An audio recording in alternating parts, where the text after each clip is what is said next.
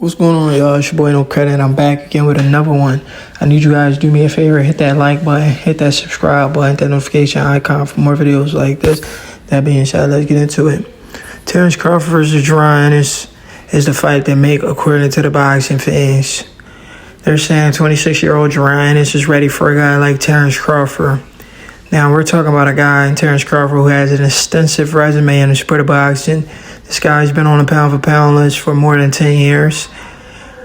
This guy was said to be the next guy up ever since Floyd Mayweather retired, but he didn't take that spot because Andre Ward was still around, and Andre Ward filled that void after Floyd Mayweather retired. Andre Ward claimed the number one pound-for-pound spot.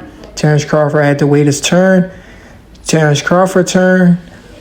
He takes advantage of it, even though they try to put Vasily Lomachenko there. But we seen what happened with Vasily Lomachenko. He loses, and Terence Crawford claims his spot, his number one rightful spot. And now they're trying to put Naoya Inoue there, but Crawford continues to do what he does, and that's continue to dominate. But with that being said, a fight with the young phenom, what they like to call him, Jaron Boots Ennis, who they try to compare to the likes of Roy Jones. There's only one Roy Jones, and there's only one Jaron Ennis. You cannot compare Jaron Ennis to the likes of a Roy Jones. Jaron Ennis hasn't done anything Roy Jones did in the sport of boxing yet. Until Jaron Ennis proves himself, we cannot put a jacket on this guy's back. Just how the Earl Spence Jr. are trying to do. They're trying to give the guy more than a jacket. They're trying to put a battery in this dude's back. And guys, I'm not a Jaron Ennis hater. I'm just a realist. I'm a boxing fan. Jaron Boots Ennis is from the city of Philadelphia. I'm from the city of Philadelphia, from West Philly. I believe he's from North, if I'm not mistaken. I think he's from North. I'm not even sure exactly where he's from, but I believe he's from North. But I know he's from the city, right? Everybody know that. But anyway, Jaron Boots Ennis is unproven, relatively unproven in the sport of boxing. You know, Jaron Ennis had the nerve to come on Wallow and Gilly show when Terence Crawford was on there and lied to the entire world, said, I've been calling out Terence Crawford since 2017. Why would you lie like that, bro? Nobody even knew you in 2017. In 2017, I didn't even know there was a boxer in Philadelphia called Jaron Ennis. I just learned about Jaron Ennis in 2020. 2021. Let's be real. I really, literally just... And he's from my city, bro. And this is the crazy part. He's from my city. I just learned about 2021. No bullshit. The end of 2020, 2021. That's when I started hearing Jaron Ennis. When they start mentioning his name with the likes of Crawford and Spence, that's probably when I started hearing about him. I never really seen him fight like that. You understand what I'm saying? And then when we seen him fight against low-level opposition, he showed off as you're supposed to do when you're against the low-level opposition. You're supposed to move like that, because if you can't move like that against those guys, you damn sure can't move like that against the elites in the division. But anyway, fast forward, Jaron Ennis ranked in the WBO very high. He had an opportunity to fight Terence Crawford. I remember doing a bunch of lives when my channel was called Bud Crawford Beats Easy Spence. I remember doing a lot of lives where I was talking about, hey, yo, it looks like Jaron Ennis is going to fight Terence Crawford. I can't wait for that fight. I was one of those people advocate for that fight. Me and my boy Boxing Nerd, he's from Canada. Me and my boy Boxing Nerd, I was telling him, I'm like, yo, your boy's going to step up. He's going to finally fight Terence Crawford.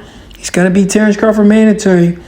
And just when I thought we had a fight, Jaron Ennis pulls a fast one. What do? He leaves the WBO ranking. Can you guys believe that? This man left the WBO ranking when he was number 2. The WBO president, Parko Vercarcel, he admitted that they offered the fight to Virgil Ortiz not one time, but 2 times. They offered a fight to Virgil Ortiz, right? This is what the president of the WBO said. They said Virgil Ortiz turned the fight down twice. I need to do videos to get on Virgil Ortiz too, but he lucky he moved up to 154, so we'll take some pressure off him. Jaron's still at 147, so the pressure got to stay on him. But he turned that fight down twice, and people have not educated boxing fans on Virgil Ortiz turning down Crawford fight twice. And the same with Jaron Boots Ennis. He turned that fight down twice too. The WBO president never offered Jaron Ennis to fight. Jaron Ennis, seeing that Virgil Ortiz didn't want to fight, he knew he was the next guy up. You know what he did? He does the unthinkable. He goes and he fights for the IBF interim belt. When you're about to be number 1 to fight for the royal belt. Think about it, guys. You're about to be number 1 to fight Terence Crawford, a guy who fights all of his mandatories. You're about to be number 1 to fight Crawford for the WBO belt. And Jaron Ennis pulls a fast one. And I couldn't believe it, because me and Boxing Nerd, we was going to make a bet and all that. I was like, yo, Nerd, we going to bet. Your boy's going to get cooked. This and that. Jaron Ennis pulls a duck move, leaves the WBO ranking, and fights a guy we never heard of in Karen Chukanaki, whatever the dude's name is. He goes in there and he looks absolutely horrible. People say, how can he look horrible? He won every single round. He looked horrible because he fought a guy. This is a recipe for disaster right here. You fight a guy nobody knows. Nobody has ever seen fight in the United States. He doesn't have a name. And you go in there, you go 12 rounds with this guy when you're building yourself up as a complete knockout artist, and you go 12 rounds with this guy. You couldn't cut off the ring. You couldn't drop this guy one time. You couldn't hurt this guy. But then you're calling out the top guys in the division. Somebody please make it make sense. And you guys want to defend that performance by saying he won every single round. He's supposed to win every single freaking round. He's fighting a guy nobody knows. Are you people really that unlearned to the sport of boxing? He's fighting a guy nobody knows. He was supposed to win every single round. How can you say that's a great performance? A great performance is when you fight a guy nobody knows, you knock him out in 5 rounds or less. That's a great performance, not winning every round against a guy nobody knows. Never fought in the United States. How can boxing fans be so unlearned to the sport? Now, moving forward, we knew Jaron was exposed on cutting off the ring and the killer instincts wasn't there. That's when we knew Jaron wasn't a complete fighter yet. And that's when we should have thought in our head, this guy's not ready for the top guys like the Earl Spence or the Terence Crawfords of the world. Maybe he might be ready for Earl now after that beating Terence Crawford gave him. But that's when we should have thought, this Jaron guy isn't ready for these guys after that Karen fight. Because if we put that Karen in the ring with Earl Spence before Terence Crawford fight, Earl Spence cooks Karen in less than 10 rounds. Terence Crawford cooks Karen in less than 8 rounds. We know this for a fact. These are the facts. If we put Karen in the ring with Crawford and Spence, they both cook Karen. He's not going 12 rounds. These are facts that boxing fans refuse to admit. So we know Jaron Ennis isn't a complete fighter, and he's not ready. He wasn't ready for those guys. He might be ready for Spence because Spence got that ass whooping from Crawford, so his confidence might be down a little bit. But how can Jaron Ennis compete with a guy like Crawford? We don't even know if he's the best out of all the up-and-coming welterweight. He hasn't fought Virgil Ortiz. We'll give him a pass for that. Virgil Ortiz moved up. He hasn't fought Stanionis. He hasn't fought Conor Ben. He hasn't fought. Who else? There's a couple more welterweights that he hasn't fought. He didn't even fight Blair Cobbs. I still want to see a fight with him and Blair Cobbs. He hasn't fought Rashidi Ellis.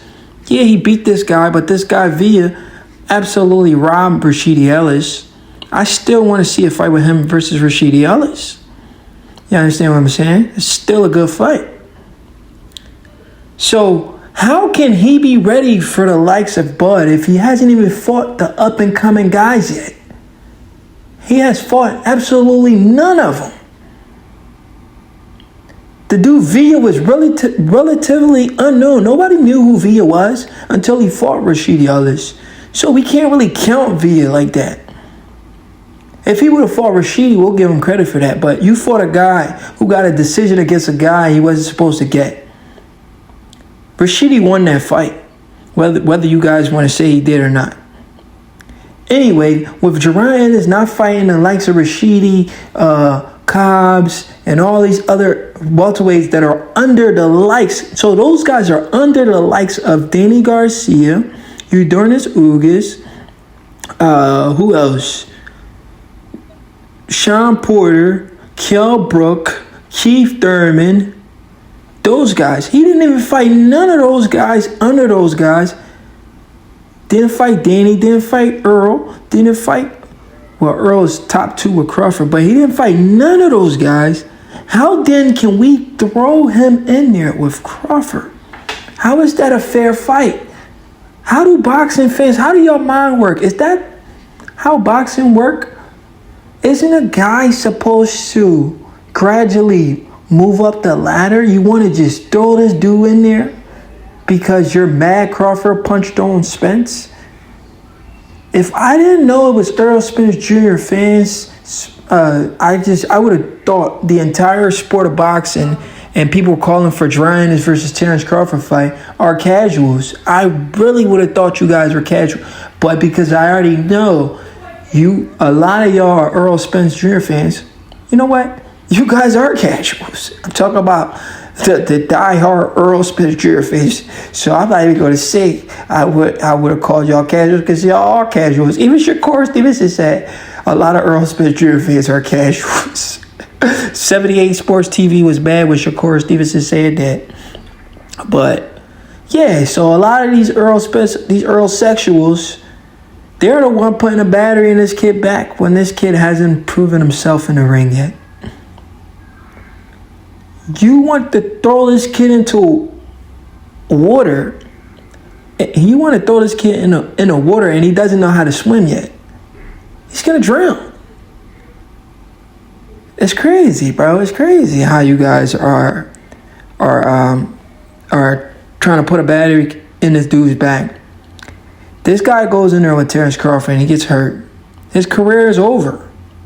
We don't know how he's going to bounce back from a knockout loss. Terence Crawford has 100% KO ratio, meaning he's knocking everybody out, anything out at 147. We put Jaron Ennis, who is unproven, untested, in with Crawford. He gets cooked. You guys are not going to care. Y'all just wanted to see. Y'all wouldn't care about the man's safety. Y'all wouldn't care about the man return to the sport of boxing.